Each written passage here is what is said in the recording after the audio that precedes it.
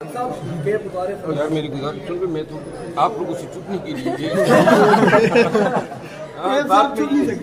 Sir आप बताइएगा जरा ये जो गैर इलाकी हरकत की गई है पार्लियामेंट में, इसके बारे में आप क्या कहेंगे? जी सर, इसमें इखलाकी तो कोई बात रही नहीं गई जब बात गाली तक पहुंची, और फिर पार्लियामान इसके तकद्दुस की ये बातें करते हैं, और फिर आज एक मौजूद पार्लियामेंटेरियन को इस अंदाज में इन हजरत ने, ये बेसिकली ज़ाब्ता फौजदारी के तहत जर्म है।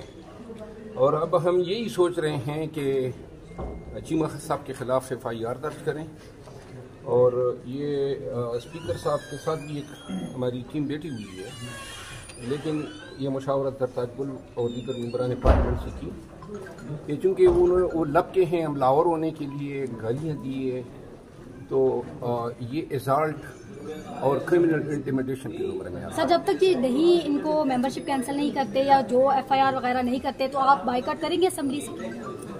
असेंबली से बाइकआउट तो नहीं बनती है, मेरे दानिश में तो ये बनता है कि उसके आने का इंतजार किया जाए, असेंबली में आ जाए। अच्छा सर, आप असेंबली में तो तारिक बशीर चीमा को वो आ जाए ताकि वो दोबारा उसको फिर हम जवाब। सर आपका खुद बाइकआउट हुआ है? आपका खुद बाइकआउट नहीं हुआ आजकल? मेरा तो आप लोगों से अगर आप होते तो तारिक बशीर चीमा को चपेट रसीद करते या नहीं? वैसे हक तो बनता था। Thank you.